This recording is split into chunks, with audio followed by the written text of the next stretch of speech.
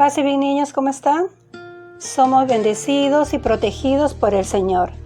Les saluda Miss Amelia del curso Educación Religiosa y el día de hoy vamos a hablar de Pedro, proclama su fe en Cristo. Y eso lo contemplamos en el Evangelio de San Mateo, capítulo 16, versículos del 13 al 23. Pedro es un apóstol que ha dudado mucho. Cuando Jesús anuncia su pasión, para él es una sorpresa y llegará a negar a Cristo. Tal vez tenía que pasar por todo esto para saber y ser testimonio verdadero de Dios, con una fe purificada por la prueba. Al principio era la evidencia de la llamada y todo parecía simple. Jesús llama a Simón para que sea pescador de hombres. Él se levantó y lo siguió. La confianza de Jesús se manifiesta en el don de un hombre nuevo. Simón se convierte en Pedro. La fe de Pedro en Jesús le permite por obediencia caminar sobre las aguas. Sin embargo, en este episodio tan lleno de fe, la duda ya está ahí en él.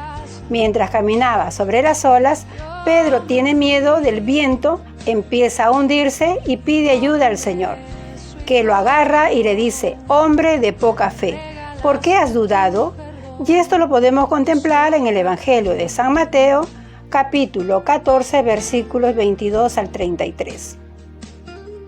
Mientras Jesús está presente y sus órdenes son claras, todo parece posible para el que cree. Pero, ¿qué pasa cuando no está? Esta primera etapa concluye cuando Pedro, a la pregunta de Jesús: ¿y vosotros, quién dices que soy?, responde afirmando que Él es el Cristo. Esto llega un poco como una sorpresa divina, pero la compañía, la acción en nombre del reino de Dios y la predicación de su cercanía han tenido su fruto. La confianza de Jesús abre a la palabra de fe de Pedro, que reconoce en él al enviado de Dios. La fe empieza a ser puesta a prueba en el anuncio de la subida a Jerusalén, para que Jesús sufra su pasión, muera y resucite.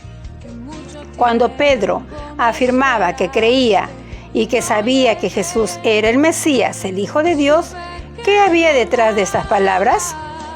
La prueba de fe para Pedro es seguir creyendo cuando los signos son menos y la palabra de su maestro trastorna su lógica humana, que es también la de los otros discípulos. Este camino de fe y de duda lleva a Simón Pedro hasta su propia pasión, reflejada en su triple negación.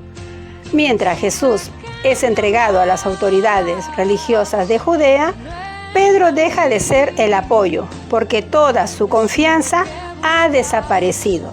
Pero también deja de ser Simón, nombre cuya etimología en hebreo remite al verbo escuchar, porque no ha querido oír lo que Jesús le había dicho.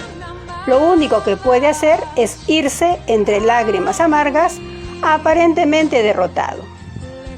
Pero unas horas más tarde, si seguimos leyendo a San Lucas, el maestro le había advertido con estas palabras: Simón, Simón, mira que Satanás os ha reclamado para separarte como trigo, pero yo he pedido por ti, para que tu fe no se apague, y tú, cuando te hayas convertido, confirma a tus hermanos.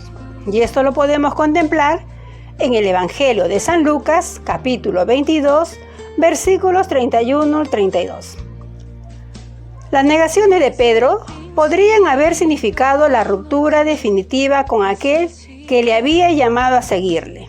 La confianza en la palabra de Jesús, en su oración para que su fe no se apague, permitirá a Simón Pedro permanecer con los otros discípulos en la misma casa hasta la mañana del primer día de la semana, cuando recibió la noticia de la resurrección de nuestro Señor Jesucristo. Después de la resurrección y la ascensión de Jesús, Pedro se convierte en el portavoz de toda la comunidad. Sus discursos demuestran la inteligencia de la escritura a la que se ha abierto. Líder de la Iglesia, pueblo de Dios, Pedro se convierte en el primer papa. Bien chicos, espero que el tema de hoy les haya agradado y recuerden siempre orar por la unidad de la familia y por todos aquellos que se encuentran desvalidos en las calles. Nos vemos en la próxima clase. Que Dios te guarde y te bendiga siempre. Nos estamos viendo.